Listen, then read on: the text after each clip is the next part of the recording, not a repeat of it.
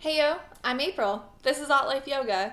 You've just stumbled upon about a 30-minute yoga video in which we're going to be open up the body and doing some breathing and some moving. It'll be great, and we're also going to do it to a really great soundtrack. Got a musical artist called Williamson that submitted some tracks for me to use for this video. It's probably a little bit more chill than what I usually use, but that's okay. We don't have to have metal all the time. All kinds of music is good music.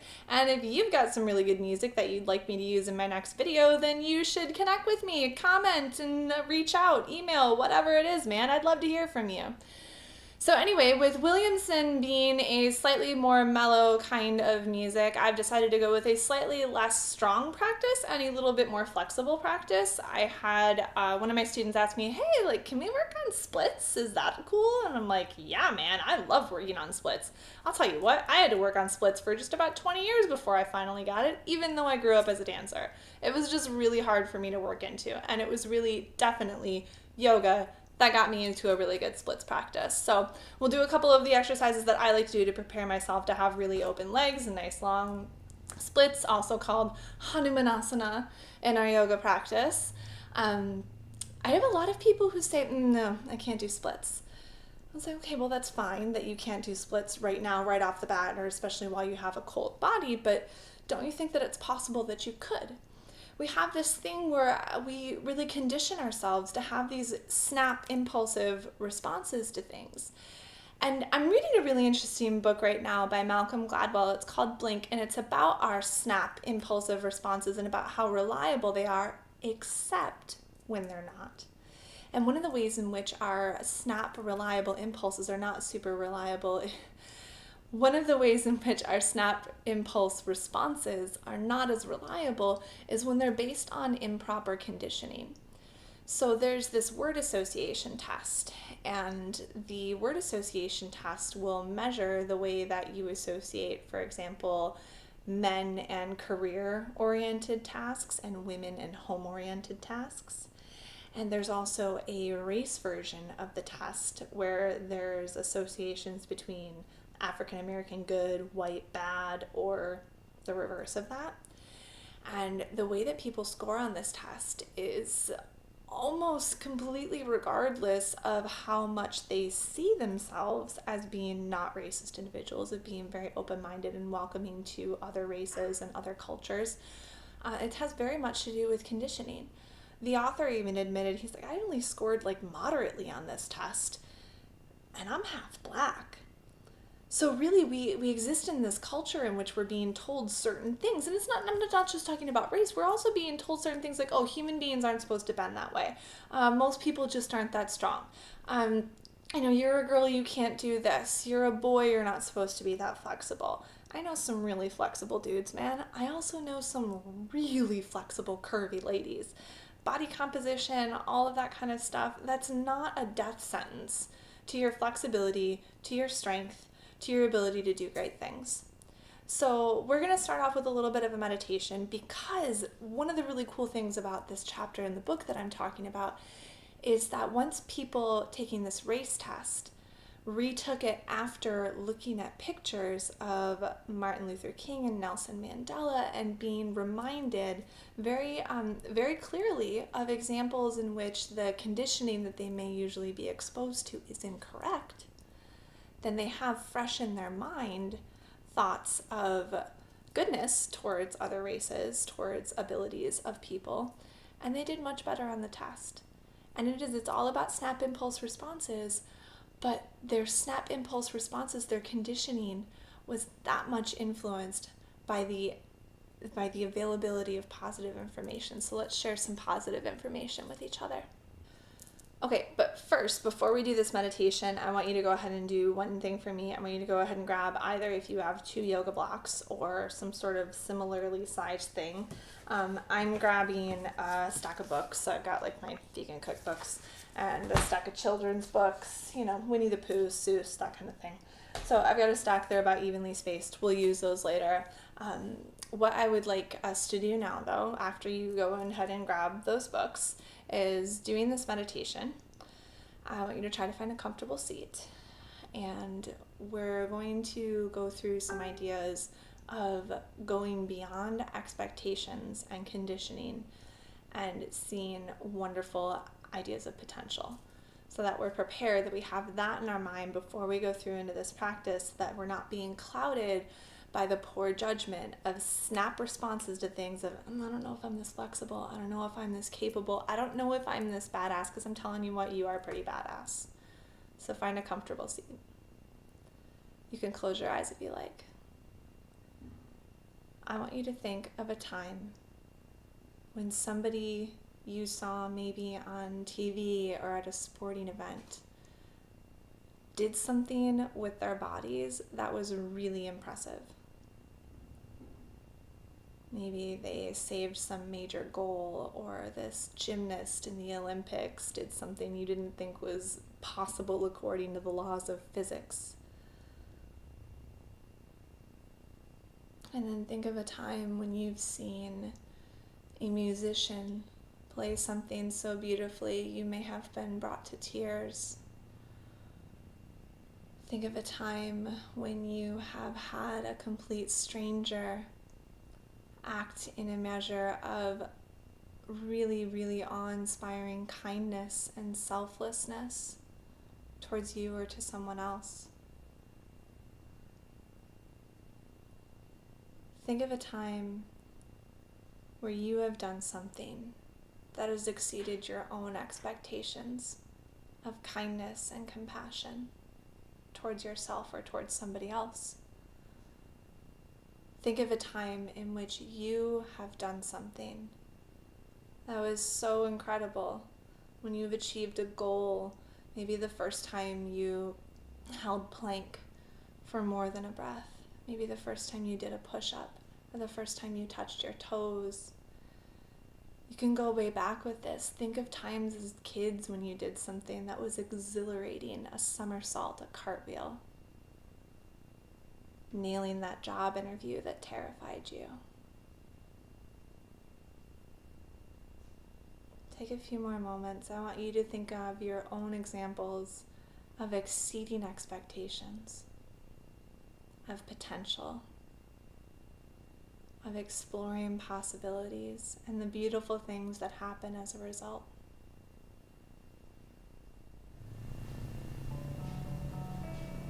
And as you start to open your eyes, try to remain committed to that idea that you are capable of so much more than you may have allowed yourself to believe. So we're going to begin moving. Unwind your legs and stretch them out in front of you, starting off in Dandasana or staff pose, because we can build up a lot of heat in the body by just being more present and aware with our muscles. So you want to start with your toes lifting up, maybe the heels, the fronts of the thighs, pushing down into your hands, and find the right spacing, right? For me, I like my hands a little bit behind me in this shape. You might have a different placement depending on the length of your arms. And then rather than letting your guts, your ribs spread wide open, go ahead and pull your belly button in and connect the chest without collapsing. We'll take a couple more breaths. Lifting up your ears and your belly button, pushing down in your hands out through the legs. Full exhale. One more time. Full breath in, full breath out. Notice the deeper contraction of your abdominals. And then we're going to contract those a little bit more.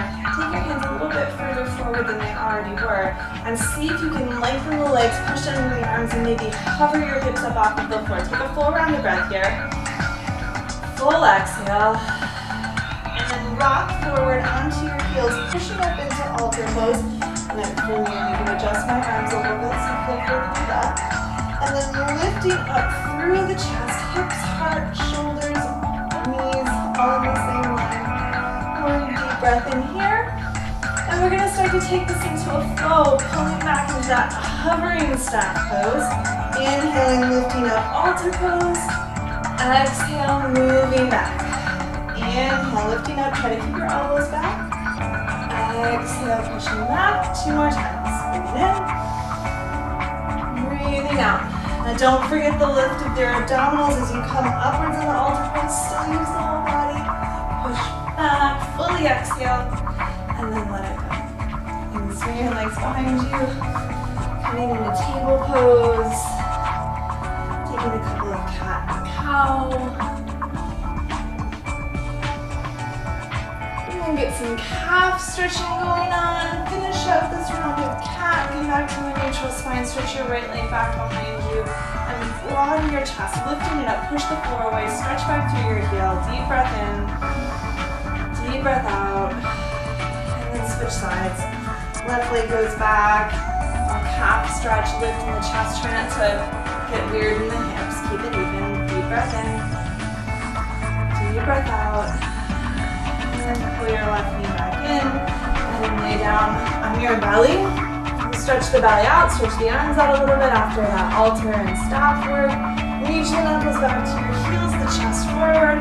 Little locust. You're welcome to stay here. Maybe lift the legs up. We'll stay here another 2 breaths. Deep breath in. Deep breath out. Full body shape. Use your belly button. Breathing in and out. And then release your hands. Curl the toes under. Press back. Downward facing dog. And walk into your heels. Shake the head out. You do you. Find your best version of the shape.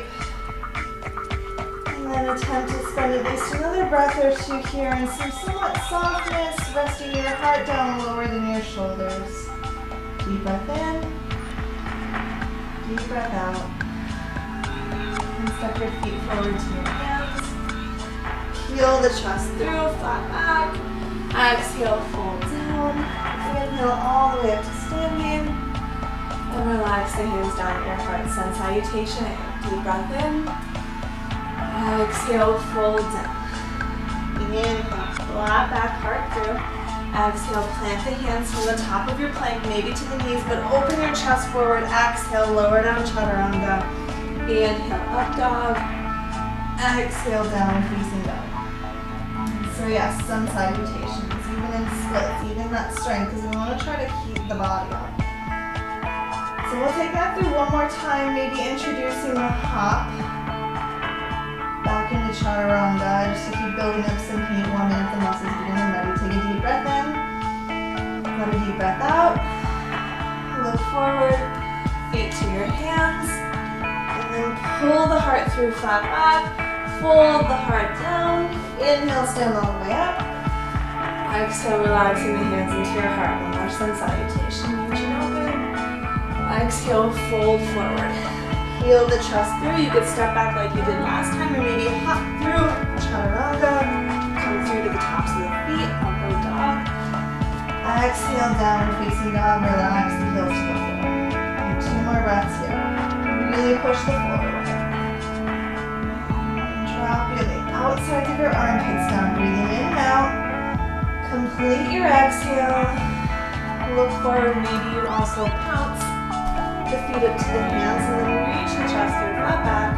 Exhale, fold down, inhale all the way up. And then relax the hands down at your heart. So we're going to keep the movement going. Adding the hamstring stretch. Move the heart down. Inhale, flat back. Plant the hands, step your left leg all the way back, lower it down. And you can always take the blocks or the stacks of books if you like to, a little bit more lengthening your arms. You can bring the hips forward, the heart up, breathe it in. And then moving into half splits, moving the hips back, exhale. If you notice your hips want to come further back than your knees, scoot your heel forward. And we're going to flow this a little bit. On your next breath in, pull the heart forward, nice slow lunge. Exhale, half splits, long spine, lift the toes. Inhale forward, exhale back. One more time, breathing in forward. Exhale, move it back. And then come forward once again into your lunge. Plant the hands, stretch back, 3-legged dog. And then staying in down dog or coming forward, breathing in plank pose. Exhale, chaturanga. Inhale, up dog. Exhale, downward facing dog. Good, right leg stretches back. Look forward, step the right foot up to the front of the mat. Go ahead and lower your knee. We'll stay in this lunge for just a little bit. So we've been moving a lot. We've been moving, building up some heat in the body. And once we've built up some heat, then maybe we can allow the time and the dedication to allow a little bit more opening to happen now that we've warmed up the muscles. And take another deep breath in here. And then move back into half splits. Again, your hips and your heel might not be in the right place, so scooch that heel forward. If If you feel like you're in the wrong place, trust your instinct. You're probably right? But don't just drop down over your legs. See if you can lift up. Good morning, hamstrings. Softening the shoulders. One more full round of breath. Exhale. And then moving forward into the lunge. Go ahead and step forward to a fold. Inhale, halfway lift. Exhale, come down. Push into your feet, reach the arms open, breathe in. Exhale, hands down into your heart. Then moving through the other side, breathing in, stretching open. Exhale, forward fold. Pull the chest through, flat back. Exhale, plant the hands, this time your right leg stretching back. And then lower down into that lunge. And really pull your body forward. Take the opportunity, so I think I have my feet crossed one in front of the other, so I'm gonna open up that shape a little bit. Deep breath in. And then moving back into the half splits, noticing if you need to scooch the heel forward. You'll notice I usually need to do that. I feel like it's just the length of my shin or something. Haven't quite figured out the science on that, but this is my theory. Take one more deep breath in. And then we'll start to flow through this. Go ahead and settle forward into the lunge. Take an inhale there. Exhale, pulling the hips back. Inhale, lifting the heart. Exhale, keeping the heart lifted, drawing the hips back. One more time, breathing forward. Exhale, pulling it back. And then move forward into the lunge so that you can curl the right toes, stretch the left leg back, and set it down, taking a rest or moving through another vinyasa. Chaturanga, exhale. Inhale, upward dog.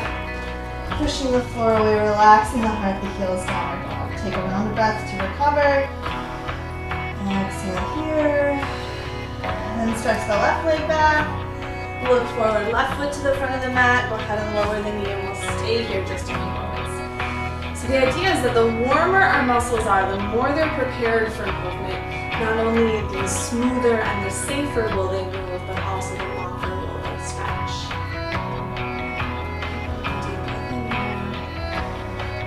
And then drawing the hips back, and you'll notice I kind of get my yoga teacher voice on when we're holding the shapes. It's also to help relax my own body, because I know that the less tension we create mentally and also putting into our bodies with stress, the more open the body becomes. And trying to stretch, increasing tension to get a deeper stretch is just totally counterproductive. Best thing you can do is relax and accept it. Take a deep breath in. And move forward into the lunge. Right toes curl under, step forward to a fold. Inhale, halfway lift. Exhale, folding down, and then stand all the way up. Breathe in. Exhale, hands come down into your heart. Going now for some deeper stretching. Take the arms up.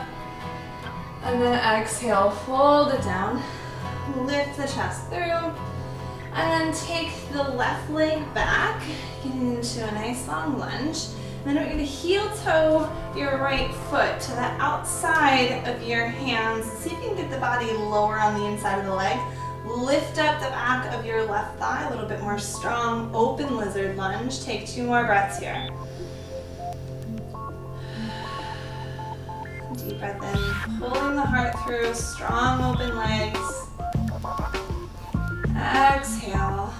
And then hop that left foot up just a little bit. Maybe yours goes a little bit more, but try to straighten into your right leg and see what happens. Your left heel doesn't really have to get onto the floor, but see if you can pull your right hip up and back. And then relax your head, pushing the right big toe down. And one more deep round of breath. And walking your fingertips over towards the left side of your mat. Turn all 10 toes to face that way and drop your head down. Take another 3 breaths here. Strong straight leg, lifting the tailbone, dropping your head. One more deep round of breath. Complete your exhale. And then walk yourself over towards your left foot and lower your right knee down. And move forward a little bit more through the hips. Take a big circle of the left arm all the way up and back towards the right toes. Now if you're letting your hips drop forward, you should still feel a stretch to the front of your right thigh. But if you want a little bit more, try reaching back and grabbing for that foot. And if it's painful, let it go. If it's kind of weird, then maybe staying with it. And getting a little bit deeper twist. Breathe breathe in. And then unwinding, coming back into the lunge. Curl the right toes under. And stretch the left leg all the way back. And set it down. You might stay here, you might move through a vinyasa, moving forward. And then lowering down chaturanga. Inhale, up dog. Exhale, down, facing dog. And stretching the left leg back now. Looking forward, left foot to the front of the mat. And then walking the foot to the outside of your hands, stretching the chest through. So I'm trying to create as much distance between my ears and my right heel as possible. Keeping both feet really strong, supporting my weight and building up more heat in the body. One more full round of breath. And then even with this wide stance, you may still want to hop your right foot up a little bit and then pull the hips back. If I turn my heel in a little bit, I can get it to the ground. That feels okay in my body. Feel free to adjust for you. What you want to try to focus on is straightening your left leg and not letting your left hip fall out to the left. I'm going to try to draw it back. So lifting up. Again, coming to blocks or onto books in order to get a little bit more length in your arms. So the floor is the same so far away. That's all good. Take another full round of breath. Fully exhale. And then walk your fingertips over towards the side of your mat. Adjusting your feet is fine. Find a good stance for you and then relax the head down. Not trying to create a stretch with tension, but relieving tension, letting the body open up. Breath in, deep breath out, and then walking yourself forward over your right leg, setting up your nice long lunge, then lowering the left knee down. Take a big circle with the right arm, reach back for your left toes, and maybe kick them up and find the foot with your hand, and then lifting into a deep twist. And getting the front of the left thigh, the back of the right thigh, a twist, a heart opener. One more deep breath in. And then release back down. Go ahead and curl your left toes under, stretch the right leg back, and set it down. Let's come into child's pose for a moment, just to recover the breath. Settle down. From here, curl the toes under, lift back up into downward dog. Take a deep breath in, stretch your right leg behind you. Look forward, step the right foot up to the front of your mat. You're going to stretch the legs out. Once again, nice long lunge. Try to stay really low, because you'll notice that basically from knee to knee, I've already got my legs split apart. So you're going to want to try to keep that sensation with the arms all the way up. And then take the hands all the way back down. Lift up your right foot, we're going to come into pigeon. So notice my knee is over by my hand, my foot is over by my left hand. So that I've got the knee, the thigh all going out at an angle, but you don't want to gaze here, because then you're not getting the rotation. So set up, chest forward.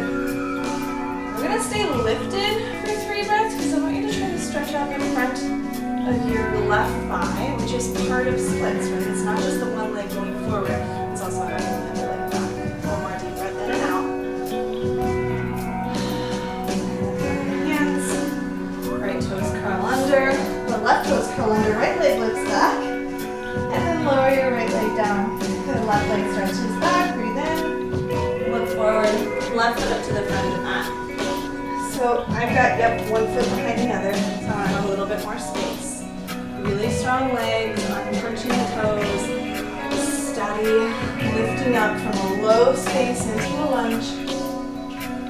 Exhale, releasing the hands back down onto the floor, and then lifting that foot up, moving it to the side, moving into pigeon. The chest up and support my fingers, shoulders from out of my ears and down onto my back instead, so the chest remains open. Bring the left hip back, the right hip forward a little bit more. Again, challenge the squareness of the hips. Not really that important when we're starting out, just kind of trying to open the space. But once you start to get a little bit more stretchy, see if you can challenge yourself here to maintain this alignment. And maybe that's going to open up your stomach. Continue to adapt the shape. Deep breath in. And plant the hands. Right toes now actually curl under. Stretch your left leg back, and then set the left foot down. And take a deep breath in, deep breath out, and then lower your knees. So I mentioned having some books. This is going to be the time that you're going to want to grab those. Again, if you have yoga blocks or board games or something around that makes a good substitute, you can use those. So I'm going to set these up right on the sides of my mat, especially for my right leg, because I will tell you, it is my tight one. For some reason, even though I am right-handed, I have a more open left side. It's just the way my body's at, and my body's built. So I'm going to come forward into a lunge. Again, knee to knee. Legs are totally split open. If we could just cut you off at the shins, most of you would have lovely splits. We wouldn't even be here, right? Well, thankfully we've got shins, so we've got some fun to be had. I'm going to lift forward, get a little bit more stretching in this lunge. Try to soften the hips down. Deep breath in. And then pulling the hips back. Once again, half splits. And then dropping that right hip down a little bit and really lifting the hip up. So you really want to maximize the stretch to your hamstring. Anybody got tight hamstrings? Yeah, me too. So does everybody else. I'm gonna lift up just a little bit more. And then come up with hands on blocks or books, whatever you have. And you're gonna start sliding your right foot forward and your left knee back a little bit more. And when you come to a place in which you feel a little bit of stuck sensation, like, I don't know if I can go forward more than here, see if you can relax a little bit more into it. Spending some time, letting your body recondition to the idea that maybe you can move into the splits. But now I am starting to feel like I'm getting to that point where I'm like, oh, this is my tight side. It's only a 30-minute practice. This might be as far as I'm going to get. So take another deep round of breath. Just check that out. And slowly lift the hips up, push into your blocks, and just crumple up the mat. There's no awkward way out, or no graceful way out of this, really. And move back. Wiggle the hips out a little bit. And take some cat-cows. Feeling exceptionally one-sided. I have one really open hip right now, and another hip that wonders what the heck is going on. So take one more cat-cow, breathe in. Exhale around the spine. And then take that left foot forward into a lunge. And relax the hips forward, again, lifting the heart up. The reason I have us doing this with a straighter spine is that it is a more challenging thing to try to keep lifted up. And also, if you have a straighter spine and more support to lift up your upper body, then you don't need to worry about using the legs to suck in because you're afraid they're just going to fall out from underneath you. So using the upper body to support you. You can be more relaxed in the legs, more released to allow the release of the muscles. Take a deep breath in. And pulling the hips back, half splits. Do that heel scooch again for me. And then pulling the left hip down so that we can lift the chest up. Lots of feedback. I'm feeling this all the way through. Heel, Achilles, calf, back of the leg, right up into the back of the tush. And one more deep breath in here. Complete your exhale. And then find your stuff and room in a little bit more. And then slide the left leg forward, the right leg back. And then at that point of feeling a little bit stuck. And I'm also noticing that my right hip's back a lot, so I'm going to lift it forward, come up a little bit just to create more space. I'm going to soften my breath, try to relax the upper body as well. Even if I'm strong there, I'm relaxed strong, not like tense strong. And maybe settling a little bit deeper. Chest forward to the front leg. Maybe you get more space, go further. I just got my leg onto the floor, and I'm just going to try to find a little bit more relaxation here rather than try to bring my other hip down. One more deep breath in. Deep breath out. Gently lift up. Just mess up my whole neck here, but that's okay.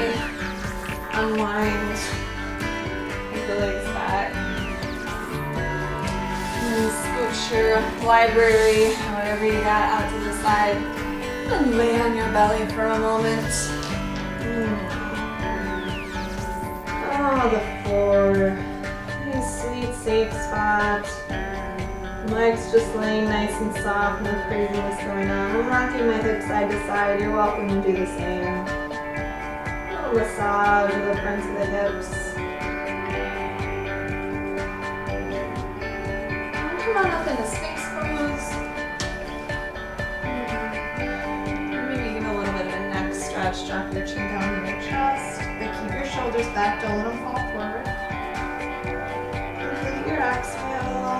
And just a little lift to the front of the throat. Reach your chin up. And then bring the chin back. Neutral spine. And draw your chin over your right shoulder. Don't let your left shoulder follow you. Exhale here. Lifting up back over to the left side. Again, right shoulder stays open. Breath in. Deep breath out. And come forward.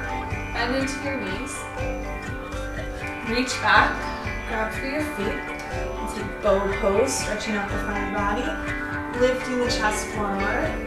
Wiggling out the shoulders a little bit to find more space. One deep breath in. Lower it down. Hands underneath the shoulders. Press back, puppy dog pose, finding some space in the low back without crunching into a fold. So lifting the tail back, maybe pushing into the fingertips.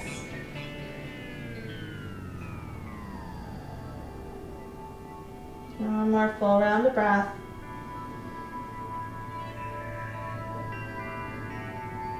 And walking your hands in. I know I said maybe a slightly more stretchy practice than a strong one, but we had to heat up, had to do some push-ups. Let's stretch the shoulders, take the right arm up, and then threading the needle, reach down underneath. And whatever you want to do with your left hand. Some people like it behind, some people like it out in front.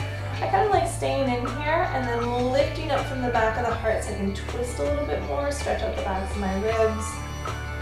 Let your next exhale relax you. Take the left hand underneath the shoulder and then open up the right side. Set it back down. Left arm lifts up.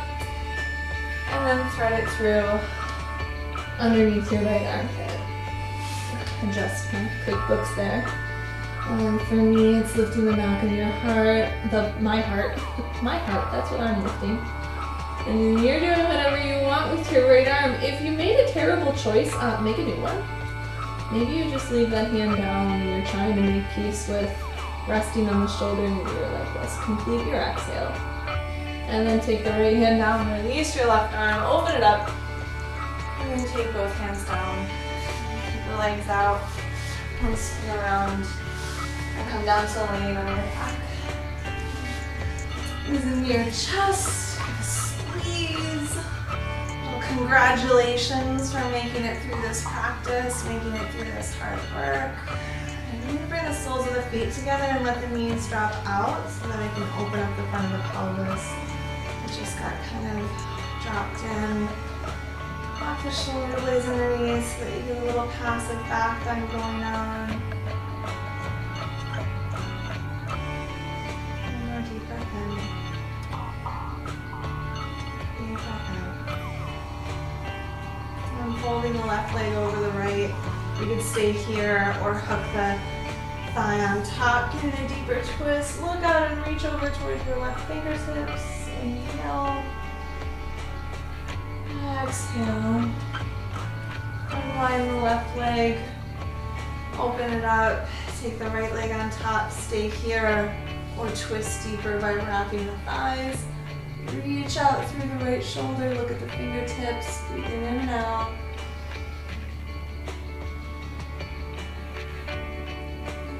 Back, unwinding the legs, taking a moment here, relaxing your shoulders, relaxing the fingertips in your face.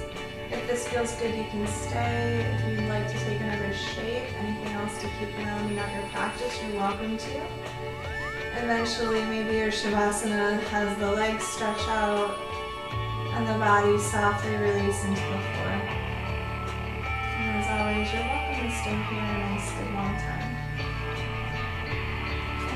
eventually, when you do decide to come out of this rest,